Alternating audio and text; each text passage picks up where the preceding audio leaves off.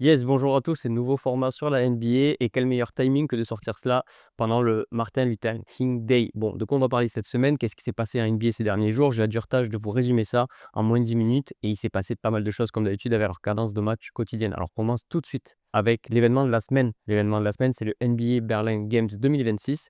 La NBA pose ses valises en Europe pour un match de saison régulière et on commence à en avoir l'habitude, mais c'est la première fois en Allemagne. Alors, ne vous inquiétez pas, le Paris Games est toujours d'actualité et il aura lieu.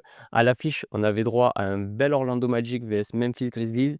Pas dégueu honnêtement, on a déjà vu pire comme affiche délocalisée en Europe. Et ce sont les Orlando Magic qui s'imposent après avoir renversé quand même un déficit de 20 points pour gagner le match. Alors, Memphis, les gars, sérieusement, il va falloir apprendre à tenir un match de basket, surtout quand on mène de 20 points. Côté Orlando, Paolo Banchero répond présent en tant que leader. Ça n'a pas toujours été le cas cette saison, donc il faut le souligner. Mais là, il assume avec 26 points et 13 rebonds. Bien aidé avec Franz Wagner, le local de l'étape, qui a pu briller chez lui à domicile avec 18 points et une belle énergie sur le parquet. En face, on a Jared Jackson Jr. qui fait un bon match, physiquement solide, impact dans la raquette. Mais la défaite est là. Et honnêtement, pour les Memphis Grizzlies, vivement que Ja Morant soit transféré, qu'on voit un petit peu de changement et qu'on voit quelque chose de différent. Comme d'habitude sur ce genre d'événement, on a eu droit à notre petit défilé au bord des parquets avec des célébrités, notamment Dirk Nowitzki et notamment pas mal de footballeurs. Le match retour était hier soir à Londres, mais tu as compris le concept. Je fais de dimanche à dimanche, j'ai pas eu le temps d'en parler, donc on en parlera la semaine prochaine. On passe au up de la semaine maintenant avec OKC qui prend enfin sa revanche sur les San Antonio Spurs après 3 défaites contre eux cette saison. Et quand tu es annoncé comme grand favori pour le titre, bah, ça fait un peu tâche.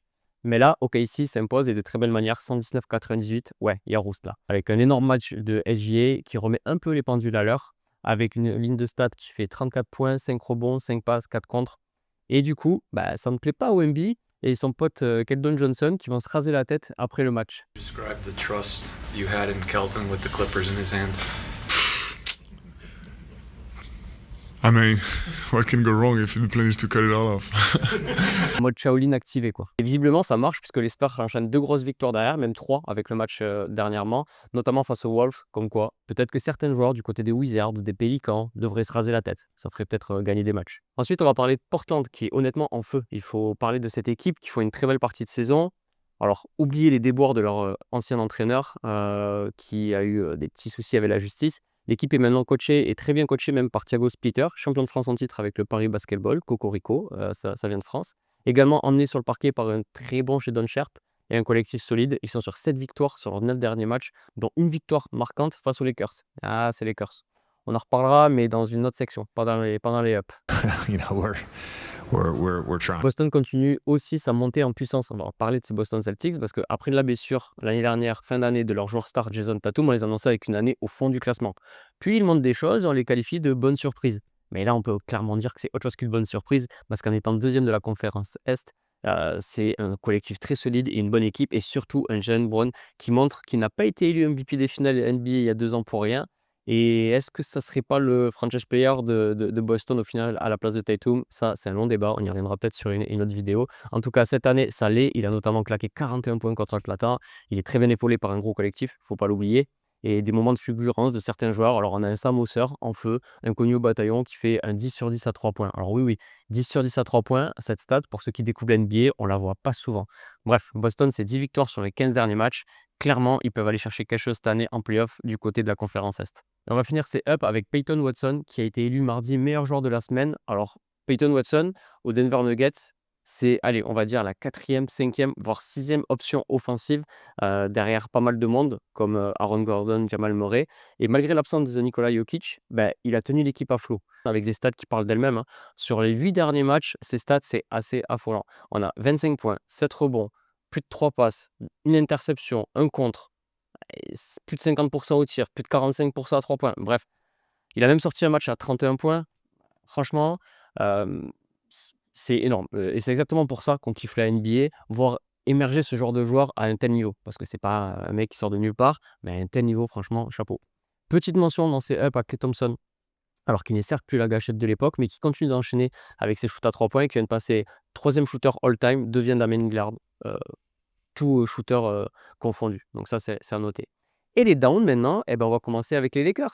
Quelqu'un aurait vu la défense des Lakers, ne serait-ce 30 secondes cette année en NBA? Parce qu'honnêtement, il va falloir faire quelque chose. C'est juste plus possible. Cette semaine, c'est Charlotte qui s'occupe d'eux avec 135 points, dans la musette. Ils sont à 5 défaites sur les 6 derniers matchs. Alors oui, ça attaque, avec le trio Doncic, LeBron, Reeves.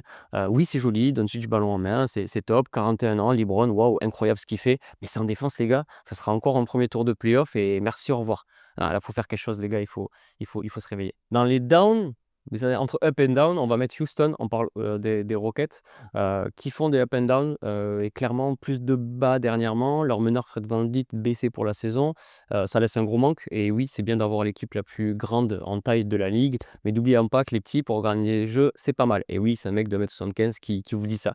On a vu Kevin Durant notamment perdre patience suite à des résultats pas très bons. C'est pas son habitude. Mais cependant, en fin de semaine, ils remettent un peu la tête à l'endroit avec une belle victoire contre les Wolves notamment. Décidément, les Wolves remettent pas mal de monde à l'endroit. Les Rockets, c'est simple, ils peuvent être dans les ups et dans les downs chaque semaine. Et là, honnêtement, ça va et ils sont pas trop mal au classement, on le verra par la suite. Et on va parler des Bucks, surtout des supporters des Bucks qui sifflent leur joueur star qui fait partie du top 5 de la ligue et qui a toujours défendu leur franchise. Honnêtement, je trouve ça pas très malin. Il faudrait mieux profiter des derniers instants de Giannis sur leur parquet parce que ça sent vraiment la fin entre les Bucks de Milwaukee et Giannis. Saison compliquée malgré l'émergence du jeune Rollins et son très bon début de saison. Il fait 16 points, 5 rebonds, 5 passes en moyenne. Mais honnêtement, c'est insuffisant pour espérer quelque chose. Et l'avenir des Bucks s'annonce pas terrible, terrible. Et nos Frenchies, cette semaine, ils ont fait quoi? Eh oui, parce qu'ils sont quand même 19 à NBA cette année. C'est un record pour une nation hors US. Bon, soyons honnêtes, beaucoup ne jouent pas les premiers rôles. Mais quand même, c'est 19 joueurs. Et évidemment, on va commencer avec Victor Wembanyama. Dernière victoire importante face aux Wolves. Avec 39 points, il est énorme en attaque et en défense des deux côtés du terrain. Il a aussi un bon collectif autour. Mais là, ce qu'il fait individuellement, c'est juste impressionnant. Et il sera titulaire au All-Star Game, c'est annoncé.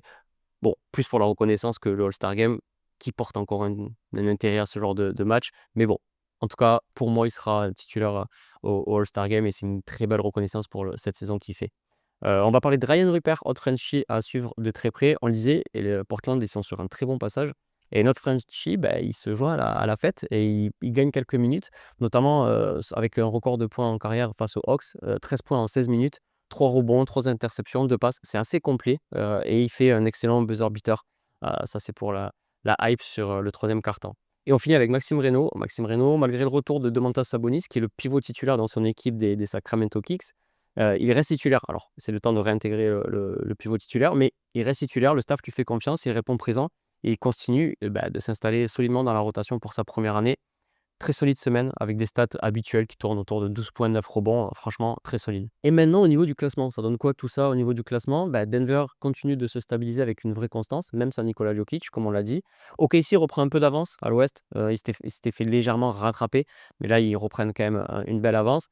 Et les Lakers, eux, qui peinent à sécuriser une place en playoff. Et honnêtement, sans changement, je pense que ça va être compliqué même de rester en playoff. Donc c'est clairement la grosse déception de la semaine.